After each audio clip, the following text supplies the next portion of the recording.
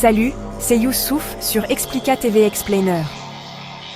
Aujourd'hui, on va débunker 8 grands mythes historiques que tout le monde croit vrais. Prêt pour un quiz? À chaque affirmation, devinez si c'est vrai ou faux. Et préparez-vous à être surpris. Installez-vous, notez votre score, c'est parti. Premier mythe. Les Vikings portaient-ils vraiment des casques à cornes? Vrai ou faux? La réponse? Totalement faux. Aucun casque à cornes n'a jamais été retrouvé. C'est une invention du 19e siècle, créée pour un opéra de Wagner. Les vrais Vikings portèrent des casques simples, pratiques pour le combat. Premier point pour ceux qui ont dit faux. Deuxième question. Napoléon était-il vraiment minuscule? Vrai ou faux? C'est faux. Il mesurait environ 1,68 m, dans la moyenne de son époque.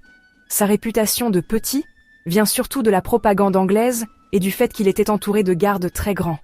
Ajoutez une confusion sur les unités de mesure, et voilà un mythe qui colle à la peau.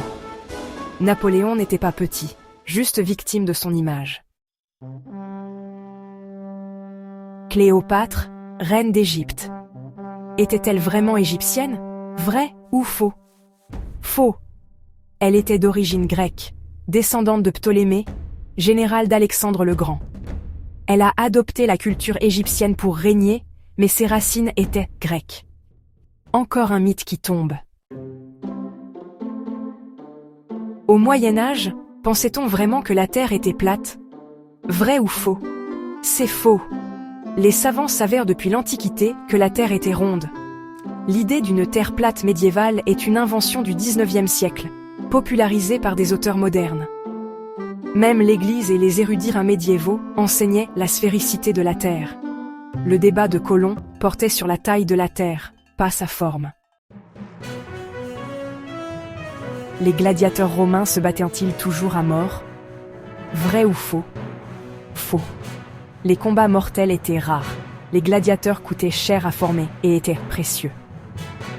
La plupart des combats étaient très réglementés, et les perdants étaient souvent épargnés. Le fameux pouce baissé est aussi un mythe mal compris. Le spectacle, c'était la technique, pas le massacre. Les pyramides de Gizeh ont-elles été construites par des esclaves? Vrai ou faux? Faux. Les ouvriers étaient des travailleurs qualifiés, bien nourris, logés et même honorés par des sépultures proches des pharaons. C'était un projet national, pas une corvée d'esclaves. L'image des esclaves vient surtout d'Hérodote et de la Bible, sans fondement archéologique. Les pyramides sont l'œuvre d'ouvriers libres. Marie-Antoinette a-t-elle vraiment dit qu'il mange de la brioche? Vrai ou faux? Faux. Aucun document ne le prouve, et la phrase existait avant elle, déjà citée par Rousseau. C'était une arme de propagande pour la discréditer.